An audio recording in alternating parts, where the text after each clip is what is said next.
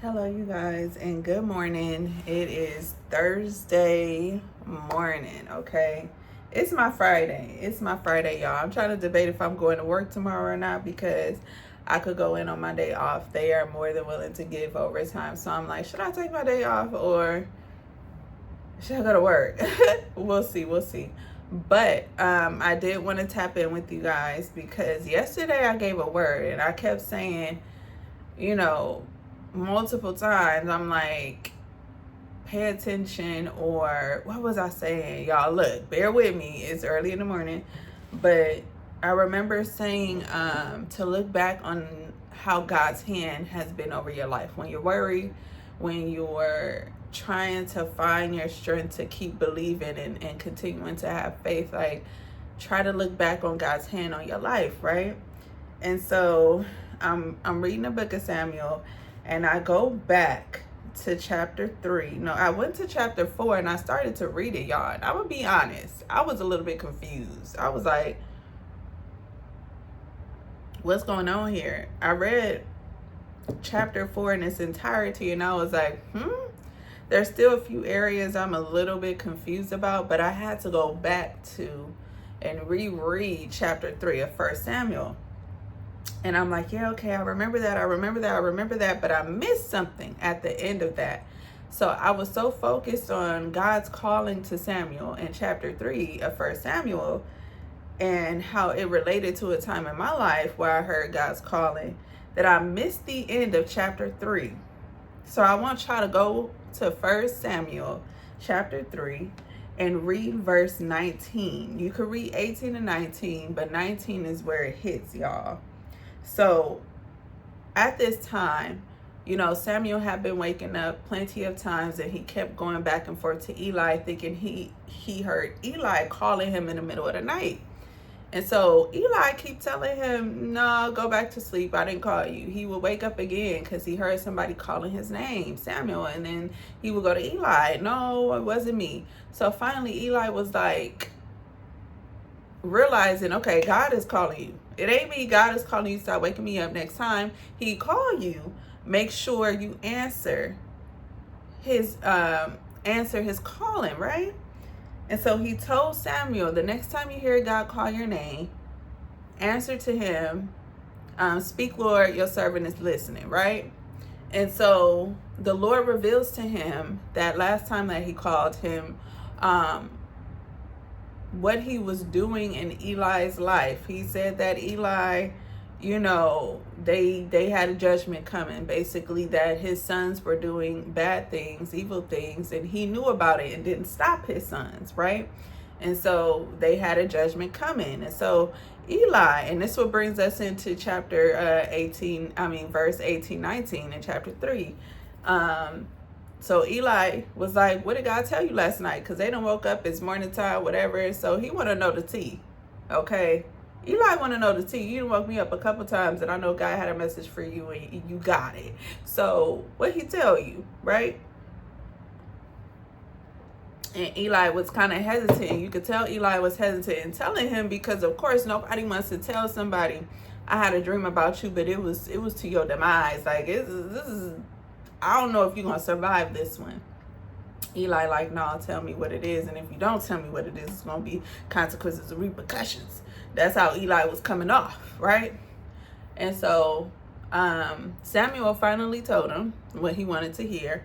And Eli accepted it. He was like, hey, if that's what God said, that's what he said. And that's what's going to happen. It was like he was accepting it, right? But here's the tea, right? When you go into the 19th verse, the Lord was with Samuel as he grew up. This is after he told Eli, and Eli just accepted it. And he was like, okay, well, if that's what God thinks is best, then let God do his will, right? So he the Lord was with Samuel. This is verse 19. He did not let any of Samuel's messages fail to come true. Then all of Israel, from Dan to Beersheba, and excuse me if I'm pronouncing these wrong, bear with me on that, knew Samuel was a true prophet of the Lord. And the Lord continued to show himself at Shiloh, and he showed himself to Samuel through his word. So news about Samuel spread through all of Israel. So I want to go back, you guys, because I really read 19 all the way through to 21. And in these verses, he said what? He said, and the Lord continued to show himself at Shiloh, and he showed himself to Samuel through what? His word. Let me tell you something. When God tells you something, and I'm gonna be honest with you, there have been people who have prophesied to me before. There have been times where I've heard the Lord's voice before. But when you feel like you don't know what to lean on, it says right here, to Samuel, he showed himself to Samuel through his word. What was I saying yesterday?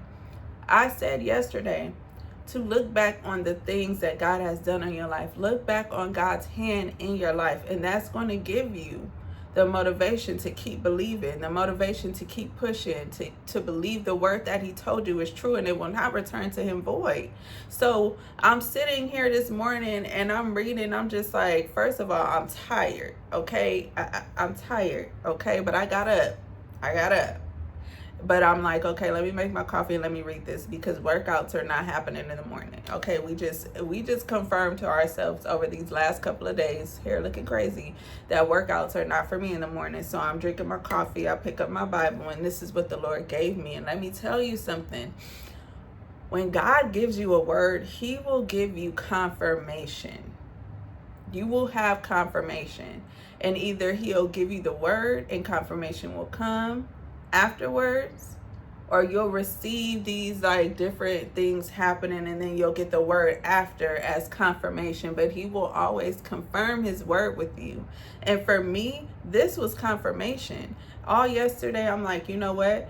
I may be having like, because when you're in your waiting season and you're waiting so long, sometimes your faith starts to like, it becomes more of a strength builder, like you're building the strength to continue to have faith during your waiting season, because sometimes you can become weak, right?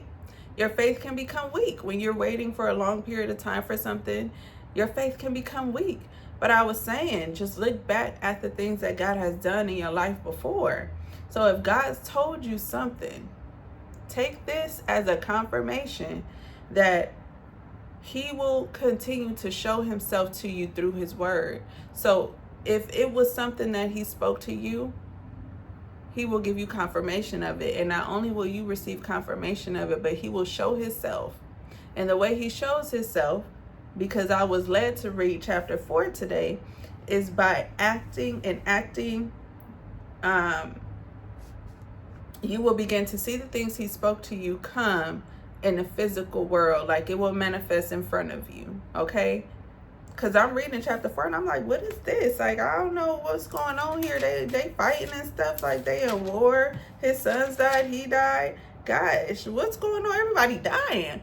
And then I was like, let me go back to chapter 3 so I could get a better understanding of this. And now I'm getting an understanding of this, and I'm like, sometimes you could miss stuff. So reread stuff, because sometimes you could miss things. And I'm like rereading it, and yet when I read it the first time around, the calling stuck to me. But the fact that the Lord was telling Samuel that he will show him himself to Samuel through his word. And then I'm reading chapter 4, and chapter 4 was all about his word manifesting. Whatever he told to Samuel, it manifested in chapter 4 of 1 Samuel. So all that's got to say to me is, whatever he told you, it will manifest. He will show himself to you through his word. But you got to get in his word. Don't be so wrapped up in doing and moving that you don't take the time to just be quiet. Just sit in silence sometimes. Sometimes we be in the work, we got our earphones on, we working, or we moving around the house, we got music on, or we're doing this and we're doing that. And it's no space that we leave for the Lord to just speak to us. What if you challenge yourself today to just move in silence? What if you challenge yourself today to just be quiet? praise the Lord, thank the Lord, glorify him, worship him, and be quiet?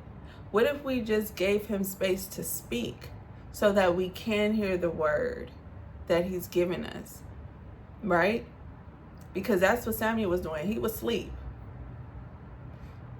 And he didn't wake up when he heard his name, and he wasn't like, oh, Lord, I hear you. I know it's you. So, I've been dealing with this and I've been dealing with that. He said, speak, Lord, your servant is listening. He was quiet and he allowed the Lord to speak. And in that, the Lord gave him a word. And not only did he give him the word, he showed himself by the manifestation of his word to let Samuel know that this is me talking to you. And then it goes into in that chapter saying, so news about Samuel spread through all of Israel. So it was like people were taking notice that Samuel was actually hearing God's word. And if Samuel didn't take the time to be quiet and listen, if he didn't take the time to allow the Lord to speak to him, right? Because he said, your servant is listening. So what do you have to do? Like, look up, what does it mean to listen, to be an active listener? Okay? And sometimes just be quiet and listen. Let the Lord speak. And I'm talking too much, so I'm finna get off this video, y'all, because I got to get ready for work and get the kids up for school. But I just had to tap back in because I think it was very important. Then I reread that chapter 3 because it revealed to me that I just need to be quiet. I just need to listen. And it was confirmation to me that yes, the Lord does reveal things to us. And yes, he does not let his word return to him void. He will show himself through the words that he gave us, right?